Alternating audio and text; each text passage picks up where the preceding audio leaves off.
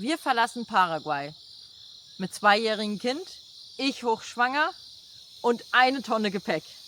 Und damit herzlich willkommen, Freunde der Sonne, zu diesem Video. Wir sind Jolien und Sebastian. Ja, klingt vielleicht ein bisschen verwirrend, allerdings ist das die Wiedergabe, ein Teil der Erzählung unserer Reise von Paraguay nach Peru. Ja, das haben wir nie gefilmt, nie was darüber gemacht, war aber sehr interessant für uns, ja, und vielleicht auch für euch.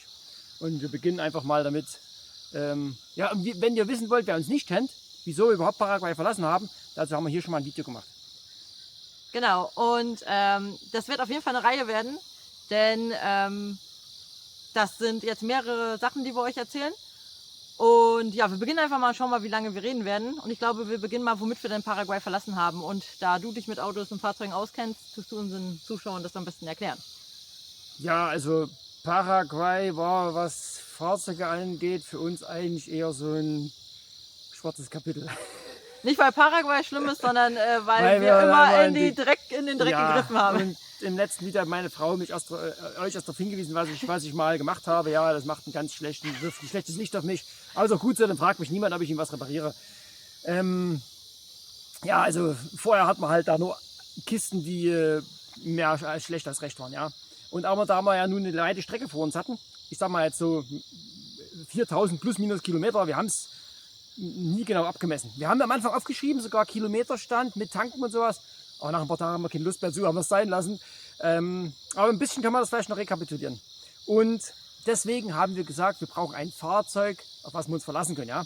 Was uns die Strecke dahin bringt, ohne möglichst liegen zu bleiben und möglichst ja, mit ausreichend Komfort, den wir brauchen. Ja? Wir sind jetzt nicht total anspruchsvoll, das könnt ihr euch ja vorstellen, so wie wir leben. Allerdings wollten wir halt schon, sie war schwanger, wir hatten ein kleines Kind dabei, dass das irgendwie passt.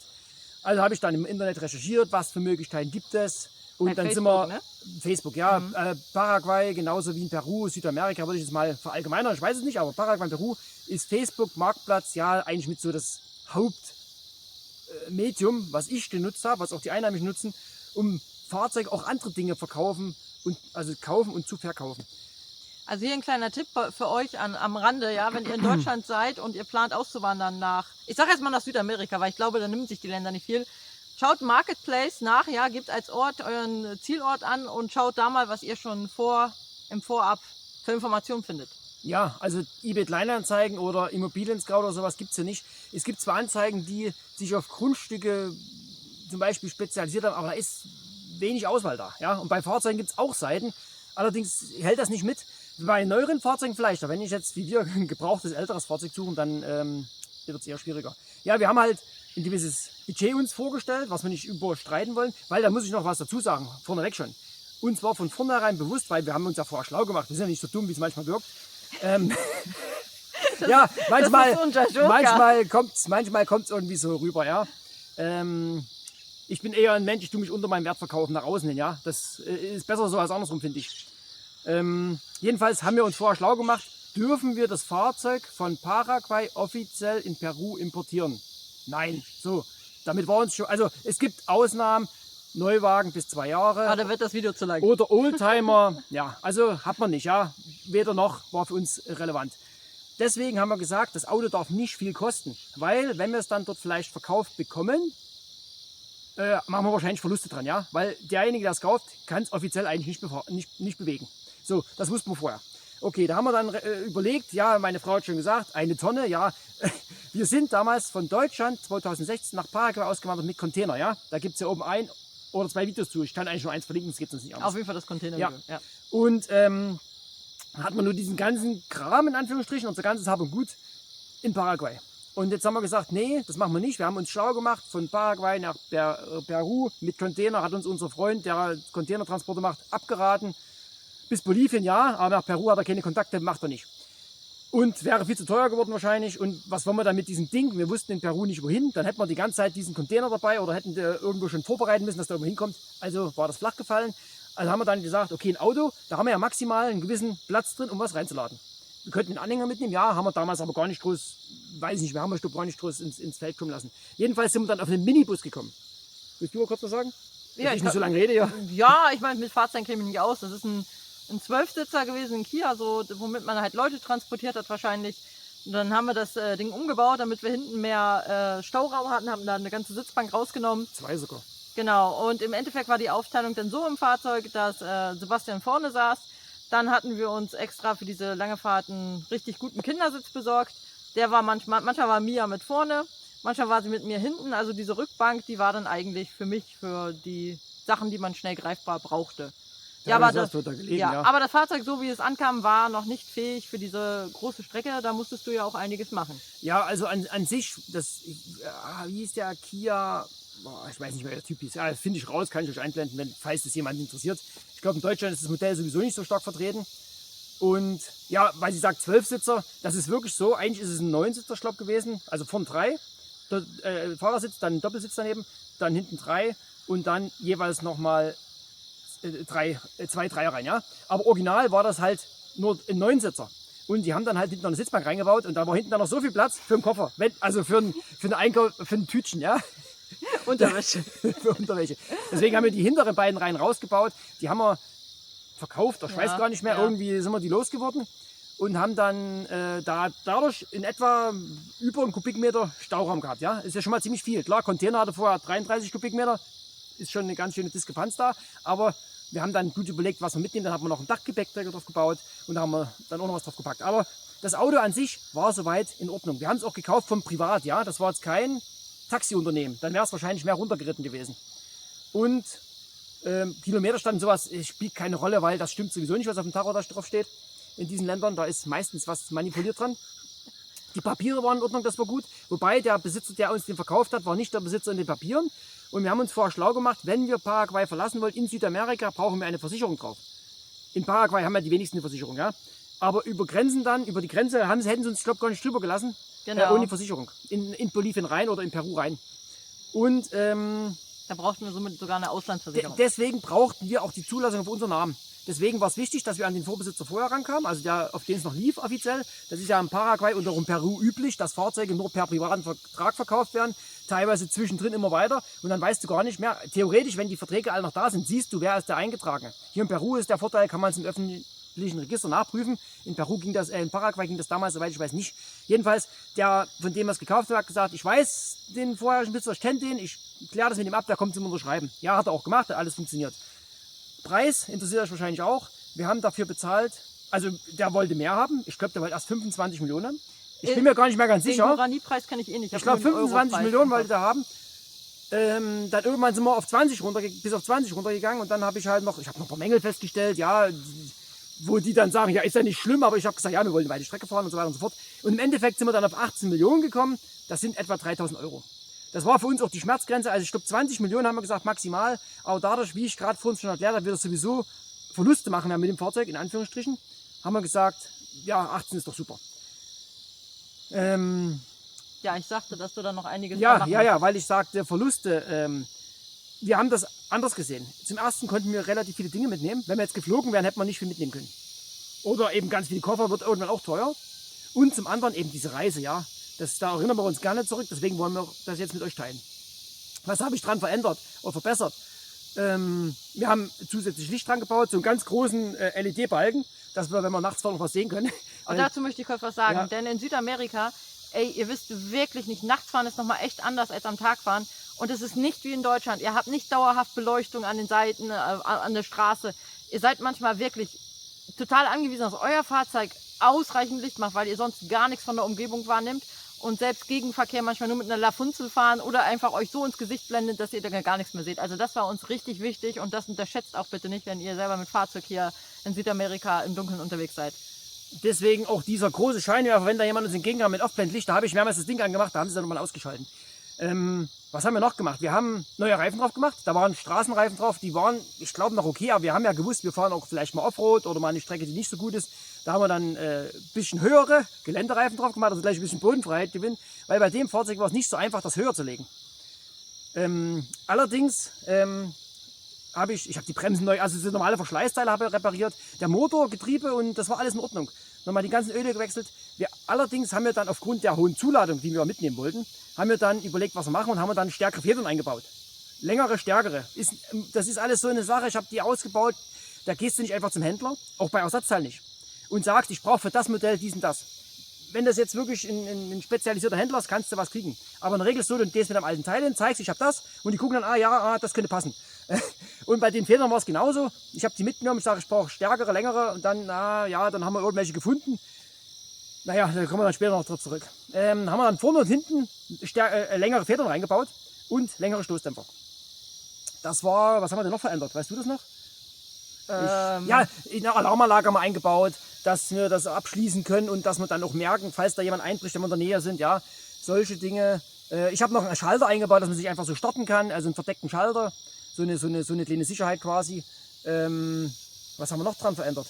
Ich weiß schon gar nicht mehr die ganzen Details. Aber ich glaube, das ist mit so das Wichtigste. Ja, das mit den Federn, das ist ein entscheidender Punkt, ja. Genau, darauf so, dann haben wir das ganze Fahrzeug dann beladen. Und dann stand es, nachdem es beladen war, ziemlich so wie vorher, ja, durch das Mehrgewicht und die stärkeren Federn war noch Federweg nach unten da, aber nicht gleich so, dass auf die Reifen drauf kommt, weil die Reifen ja ein Stück höher waren, um mehr Bodenfreiheit zu kriegen. Ja, das ist, also in Deutschland durfst du das gar nicht machen. Wir haben da nichts eingetragen, das brauchst du da nicht machen, das interessiert keinen. Hier fahren sie teilweise in Peru so rum, da stehen die Räder so viel über. Ja, da ist kein Schutz drüber oder so. In Deutschland darf es ja überhaupt nicht, ich kenne mich damit aus, gibt es überhaupt keinen Weg rein. Hier machen sie an die Schrauben solche Spitzen dran, wie bei so einem Streitwagen, ja. Und beim LKW sogar, also da möchtest du nicht zu nah rankommen. Naja, das ist ein bisschen abgeschwiffen. So, dann hat man das Ding bepackt, unsere ganzen Sachen da abgeschlossen. Und du kannst jetzt das erste Stück erzählen, der Fahrt. Ja, ich sag noch kurz. Oder fehlt noch was, ich weiß nicht. Ich sag noch kurz für alle, die vielleicht für die Frauen, die sich nicht so auskennen wie ich mit Fahrzeugen. Mein Mann hatte mir dann auch gesagt, wir haben jetzt die Stoßdämpfer und alles so, dass wir auch nicht ohne Beladung fahren können, weil das dann... Ja, wie ich schon erklärt habe, wenn wir diese Tonne in etwa plus minus rausgenommen haben, dann waren die Stoßdämpfer, dann haben die Federn, weil die stärker waren, das Fahrzeug so weit nach oben gedrückt, dass die Stoßdämpfer im Anschlag waren. Der konnte nicht mehr ausfedern. Und das werdet ihr später erfahren, wäre uns dann fast ein Verhängnis geworden. Das wollte ich euch nochmal erklären, weil das hatte ich nämlich nicht ganz begriffen. Wir haben das Fahrzeug nämlich am Anfang auch noch für 1, 2 Sachen benutzt. Das war ja das letzte Fahrzeug, was wir hatten, bevor wir dann losgefahren sind. Und da musste immer hinten was drin liegen. Und noch ein wichtiger Punkt. Wir hatten ja vor, über die Anden zu fahren und so. Das war ein Saugdiesel, ja, ein alter Saugdiesel. Wird auch noch wichtig. 2,6 Liter Hubraum oder sowas. Nicht sehr groß und hatte vielleicht 80 PS, kriege ich aber raus, ja. Also wirklich grenzwertig für dieses Gewicht und so. Ja, und dann war natürlich die Strecke klar, dass wir Paraguay im Norden verlassen, ne, weil wir wollen ja Richtung... Wir wollten die kürzeste Strecke wählen. Ne, wir wollen ja oben und wir weiter... Wollten über Bolivien fahren. Genau, wir wollen ja weiter nördlich, weiter zum Äquator, Richtung den Tropen. Und aber bevor wir komplett die Reise starten, hatten wir noch einen letzten Besuch vor uns. Wir hatten noch ein paar Sachen, die wir verschenken wollten und haben Freunde in San Bernardino besucht. Und wir sind auf der Strecke voller Vorfreude. Ich glaube, wir sind noch nicht mal weit. Wir waren noch vor Coronel Oviedo. Da hat plötzlich, und das ist interessant, weil das war vorher in Paraguay noch nicht so krass, ein Platzregen eingesetzt. Wirklich von jetzt auf gleich. Und ihr glaubt es nicht. Das waren so krass große, dolle, viele Tropfen. Wir haben den Scheibenwischer auf die höchste Stufe gehabt. Das Ding hat die ganze Zeit so gewischt, ja.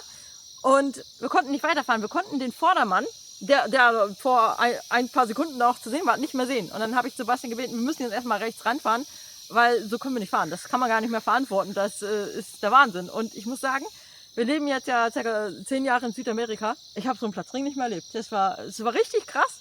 Nicht lange, aber dafür richtig heftig, richtig deftig. Also bestimmt 10 Minuten einfach mal so richtig runter, als wenn jemand da irgendeine Schleuse aufgemacht hat. Naja, dann sind wir weiter Richtung San Bernardino. Und auf der Fahrt, und das ist glaube ich auch so Südamerika-Ding, ne? Diese Geschwindigkeitshügel und damit man seine Fahrt verlangsamt. Und irgendwie merkte ich schon, entweder war es ein Geschwindigkeitshügel oder irgendwas anderes, weil die Straßen sind ja nicht wie in Deutschland eine deutsche Autobahn. Da kommen Schlaglöcher, da kommen, was da alles auf den Weg kommt. Und auf jeden Fall merkte ich plötzlich, dass hinten links, da wo ich saß, irgendwas passiert sein muss. Es gab einen Klong und irgendwie fühlte sich das dann nicht mehr gut an. Und das sagte ich dann meinem Mann. Und der mag das gar nicht hören, weil dieses Pleiten, Pech und Pannen-Video, das wird auch noch kommen, hatten nämlich schon ein paar Pannen zusammen. Und dann habe ich immer, sag ich mal, die Mäuse, die Flöhe husten gehört. Und da kriege ich Muffensausen und das findet er gar nicht gut. Also ich ihm dann gesagt, oh, du Schatz, ich habe da hinten was gehört. Und er so nach dem Motto, halt den Mund, du hast nichts gehört, da ist nichts. Und ich so, da war aber was. Ich will nichts hören. Oh, denke ich, nee. Naja, wir sind dann auf jeden Fall heil bei unseren Freunden Ich will kurz was angekommen. einhaken. Ja. Ich kann ja Geräusche einschätzen und bei dem Geräusch war mir bewusst, dass es nichts Schlimmes ist. Also nichts, dass wir jetzt nicht weiterfahren könnten. So. Deswegen habe ich gesagt, tu so, als wenn du nichts gehört hast. Ja, Und dann sind wir bei unseren Freunden angekommen. Das hat geklappt. Ja, ich bin mir jetzt nicht mehr ganz sicher, nachdem du das erzählt hast, ob ich am Anfang nur die Federn gewechselt habe oder die Stoßdämpfer mit, weil das Geräusch, was ich gehört habe, das haben wir dann bei unseren Freunden, habe ich mich drunter gelegt, geguckt, da war dann eben das passiert, was ich gesagt habe. Der eine, nee doch, warte mal, ich hatte längere Stoßdämpfer eingebaut, richtig, aber weil die dann durch das Einfedern wieder an ihre unteren Anschlag kamen, hat es den da unten durchgeschlagen und da war, ich glaube, die eine Aufnahme weggebrochen. Irgendwas war gewesen. Ich weiß es nicht mehr ins Detail. Ich glaube, hast du mir noch nicht einmal gesagt. Ja, und wir haben dann, ich glaube, dann vor Ort nochmal in Alters irgendwo, habe ich da nochmal andere Stoßdämpfer besorgt. Nee, oder habe ich was dran geschweißt? Ich habe was geschweißt. Irgendwas hast du gemacht, das Ich geschweißt. weiß es gar nicht mehr Du genau. hast Irgendwas nichts war gekauft. weggebrochen und ich habe dann, ich glaube, diese Stoßdämpferaufnahme ein Stück verändert, dass sie ein Stück mehr Weg hat. Also ich bin mir nicht mehr ganz sicher, weil das ist jetzt 6 Jahre her. Aber und ich glaube, du hast das selber gemacht. ich habe da was dran geändert, genau, weil das nicht optimal war. Es ist halt wirklich, wie gesagt, das ist jetzt nicht, dass ich sage, ich habe jetzt eine Tabelle geguckt, für das Modell, die Stoßdämpfer mehr Zuladung. Gibt es ja zum Teil in Deutschland. Das war ein Versuch, ja. Die waren stärker von der Windung her und auch länger.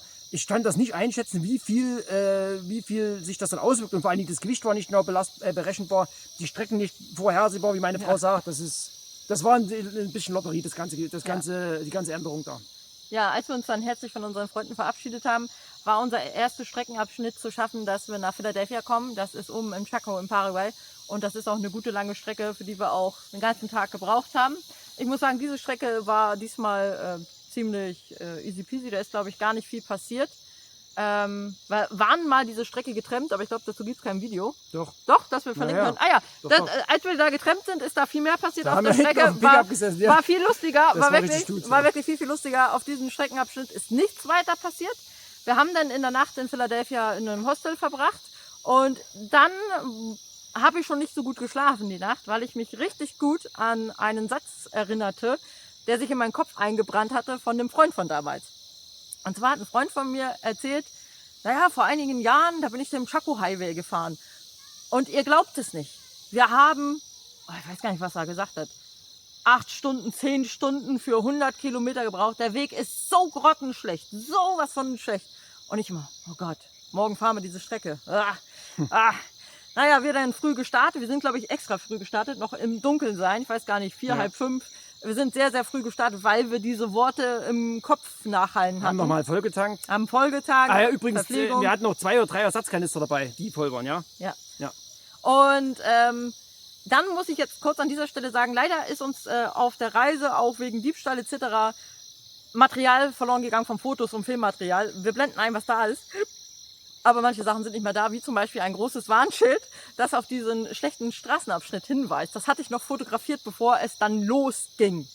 Naja, schlecht, wenn jemand das Wort schlecht benutzt, ist es ja trotzdem sehr subjektiv und man weiß nicht, wie schlecht es ist. Aber ich muss wirklich sagen, es ist die allerschlechteste Strecke in meinem Leben, die ich je gefahren bin. Weil, Merkt ihr bitte, weil ja, da muss dazu gesagt werden, das ist die einzige Verbindung von Paraguay durch den Chaco nach Bolivien. Ja, das ist eine internationale Straße, eine richtig große Route. Ja, das ist nicht einfach ein Feldweg, das ist eine große Route. ja, danke, ja. Weil diese Strecke ist dermaßen schlecht. Ich versuche es jetzt zu beschreiben. Da muss irgendwann mal Asphalt gewesen sein. Damit fängt schon an. Es muss, weil, jetzt stellt ihr euch bitte den löchigsten Scheibenkäse vor, den ihr je gegessen habt, ja? Und dann ist aus Asphalt oben so eine dünne Narbe, ja? Und dann kommt Schlagloch, Schlagloch, Schlagloch und wirklich die Schlaglöcher so, dass alle 4 Räder in der verschiedenen Tiefe immer gefahren sind. Ich weiß gar nicht, ob wir 20 km/h hatten. Wir sind da lang getuckert und ich dann immer Angst mit diesem ollen Stoßdämpfer, jedes komische Geräusch, jedes Hin- und Herwackeln. Das 2-jährige Kind, das meckert, dass es so heiß ist. Ja, der Chaco ist heiß. Das war auch ein Grund, früh zu starten. Also es war ein Horror. Du darfst jetzt gleich die LKWs erwähnen. Ja, ich wollte noch was zu den Schlaglöchern sagen. Teilweise waren die Schlaglöcher auch so groß, da kannst du ein ganzes Auto reintun, ja? Ja. Also die waren Aber da habe ich 5 mich ja dann gefreut, weil das war dann Ja, besser, das ging dann als auf soft. diese Narben dann immer wieder zu kommen, was dann jedes Mal solche Schläge gab. Die waren 5 oder 6 Meter Durchmesser, ja, diese Löcher teilweise. Und, warte, Schlaglöcher. Du hast gesagt LKWs. Wegen Geschwindigkeit. Teilweise nicht mal, also 20 ist schnell gewesen. Meistens war es so mit schleifender Kupplung im ersten Gang. Ja, das weiß ich. Ja, das war auch nicht für den Motor, für die Kupplung sehr schonend da. Aber das ging nicht anders, weil das so voll war und das müsst ihr euch mal vorstellen, das Auto ist nicht für dieses Gewicht eigentlich ausgelegt gewesen. Das hat dann auch so geschwankt, ja. Ja. So, also Ja. das ist nicht, da konnte ich gar nicht schneller fahren, selbst wenn ich es gewollt hätte. Also da hätte es mir in der Seele wehgetan, weil dann hätte wahrscheinlich wirklich schon was davon geflogen. So, bevor du die LKWs erwähnt, und jetzt müsst ihr das euch mal emotional reinziehen. Ja? Du hast eine Strecke vor dir, wo du nicht genau weißt, wie lange sie dauert, nur aus Erzählungen, dass das jetzt Stunden, vielleicht die ganzen Sonnenstunden lang genau so weitergeht. Du hast ein 2-jähriges Kind, du bist hochschwanger. Ey, ich hatte so keinen Bock mehr. Ich wusste nicht, ob ich sagen soll, lass uns umdrehen, auch wenn ich dafür gar keine Lösung hätte, was wir dann gemacht hätten. Ob wir weiterfahren. Ich habe damit gespielt, mit den Gedanken, einfach mal eine Pause zu machen, weil das schüttelte ja dauernd. Du hattest ja keinen Moment im Fahrzeug, wo es einfach soft wie auf der Autobahn in Deutschland einfach mal ein paar Meter soft war, sondern es fühlte sich die ganze Zeit wirklich an wie so ein Schleudergang in der Waschmaschine. Also das... Oh. Naja, ich sag mal, es waren vielleicht mal 20 Meter, wo man so ein bisschen... Wo man mal so 20 fahren konnte. Wo man kleinere Löcher hatte. Aber es war immer Löcher. Aber trotzdem, die Fahrbahn, das ist in Südamerika gang und gäbe, wenn ich fahre ja so, ja. Die ganze Fahrbahn wird genutzt. Auch hier bei uns, ich fahre trotzdem die ganze Fahrbahn, ich kenne ja bei uns die Löcher da. Von oben kam überhaupt ein Fahrzeug runter? Ich weiß wenige. Nicht. Ja, wenige. War wenig eher Verkehr. raus. Wenig Verkehr. Und also was wir erzählen, das ist jetzt von 2019, ja. Es kann sein, die Route ist inzwischen fertiggestellt, das wissen wir nicht. Jetzt erzählen wir nicht so viel. Ja. Also, und es gab dann... Das mit den LKWs. Ja, und zwar... Man ist natürlich am Lösungen suchen. Gut, also ich sage jetzt einfach Mann. Red einfach weiter. Ja, also wir waren am Lösungen suchen. Und es gab, die Straße war sehr breit, weiß ich nicht, schätze mal ein. Ja, wie so eine Doppelfahrbahn. Also breite, ja, aber es war aber eine Straße, die normalerweise in jede Richtung einen Spur hat. Genau. Es kann sein, an manchen Stellen zu 2 Spuren, dass man überholen kann. Genau, aber Markierung war maximal gar nicht zu 10 Meter. Aber Markierung war eh nicht mehr zu sehen. Es war Sand, es war alter Asphalt, es war nur zu erkennen, dass es breiter wächst, keine Pflanze. Dann kamen so ein bisschen Mini-Pflanzen, wie so ein bisschen Gras, irgendwas Pixiges, ja, so ein bisschen, keine hohen Bäume. Und dahinter war feiner Sand. Dann kam erst eine Böschung. Da kam noch eine Böschung, dann noch eine Böschung und dann kam ein Stück feiner Sand und das war jetzt, sage ich mal, einspurig. Und natürlich denkt man sich dann zwischendurch, gibt es hier irgendwie einen Ausweg, gibt es hier einen Joker, gibt es irgendwas, was man machen kann. Natürlich habe ich dann auch drüber nachgedacht, vielleicht da in diesen Sand zu fahren, obwohl mir das auch nicht ganz geheuer ist, denn so Sandpassagen, kannte ich aus Paraguay auch, sind auch nicht unbedingt besser. Ist mir aber auch schnell die Lust vergangen, diesen Gedanken weiterzuspielen, weil plötzlich kam eine riesen Rauchwolke an, also so eine Sandwolke. Und da sind LKWs lang gebrettert, so schnell sie konnten, weil so schnell war das dann natürlich auch nicht wie auf dem Asphalt, aber die kamen da richtig... Deutlich schneller aber als da oben. Ja, das wirkte richtig wie, als wenn ihr, kennt ihr diese alten Dampflok, weißt du, wo du so richtig qualm war? So wirkte das, ja, da kam dann so riesen und dann der ganze Sand. Ich muss ja noch dazu sagen, es war nicht so, dass die Straßen jemand gemacht hat. Die sind entstanden, weil dann irgendwann die LKWs einfach runtergefahren sind. Ja. Und da ging auch nicht, du konntest das, weil da eine Böschung war, du konntest nicht einfach da oben runterfahren, wir mit unserem kipplichen Auto schon gar nicht. Wir wären wahrscheinlich schon umgekippt bei dem Weg runter. Da gab es alle Kilometer, war mal da war mal eine Stelle, wo es scheinbar die Böschung nicht so steil war, da ging nicht so eine Spur runter, da sind die LKWs runtergefahren. Und wie gesagt, die Spuren haben sich dann entwickelt mit der Zeit wahrscheinlich, weil da immer mehr LKWs lang gefahren sind. Also die strecken wir deutlich besser als oben, also durch den Sand. Und wenn dann so ein LKW kommt, was machst du dann? Ja. Kannst du nicht wegfahren. Wir wären viel zu langsam gewesen. Die hätten uns weggeschoben, weil die nehmen ja keine Rücksicht. Ich glaube, die erwarten da auch keinen, denn ich kann noch mal wiederholen. Ja. Ich glaube, entgegen aus Bolivien zu uns kam gar keiner. Auch die LKWs, die waren die raus wollten. Die kamen dann das war auf beiden Seiten? Ja, aber die sind trotzdem, sind dann, mal ist einer links gefahren, mal ist einer rechts gefahren. Ach, die sind noch links gefahren sogar? Ja. Das weiß ich doch nicht mehr. Ja. Ja, wir haben schon gemerkt, wir müssen das auf jeden Fall zusammen aufnehmen, weil jeder hat andere Details behalten.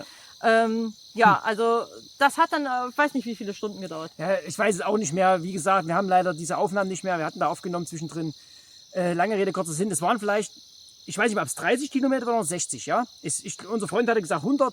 Ich glaube, es war weniger. Aber wir haben dafür immens viele Stunden gebraucht, ja. Wirklich viele Stunden, weil aufgrund der Geschwindigkeit, wie wir schon gesagt haben, haben wir viele und dann mit einem Mal, das kannst du jetzt wieder erzählen. Ja, das ist so richtig krass. Das ist wie so ein Moment wie so eine Fata Morgana, ja. Wobei erstmal war es so ein bisschen Baustelle, oder? Ja, aber es wurde trotzdem, es war wie eine Fata Morgana. Du hattest plötzlich wirklich wie eine Narbe, eine Grasnarbe, so eine Kante.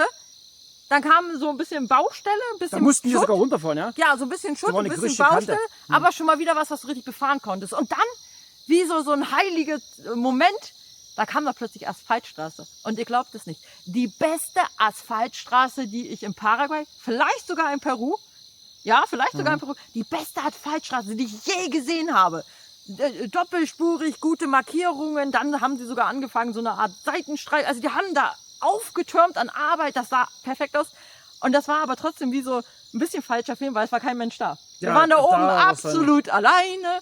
Dann war sogar so ein Moment, wo diese Baustelle, die Wahrheit, die sind da am Machen. Also vielleicht ist mittlerweile, wie gesagt, Ereignis 2019, Februar 2019, vielleicht ist das jetzt auch fertig.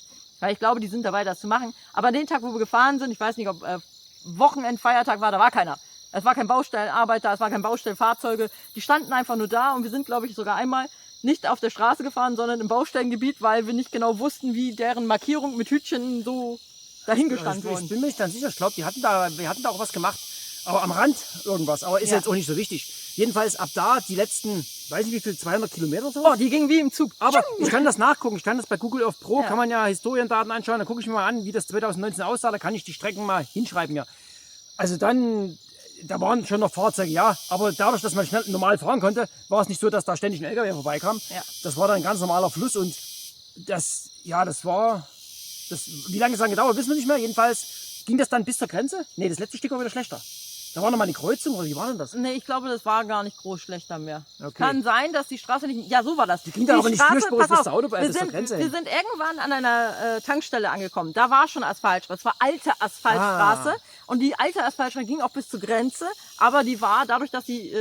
benutzter, ja. Benutzter, aber normal befahrbar, was Ja. man hier unter normal versteht.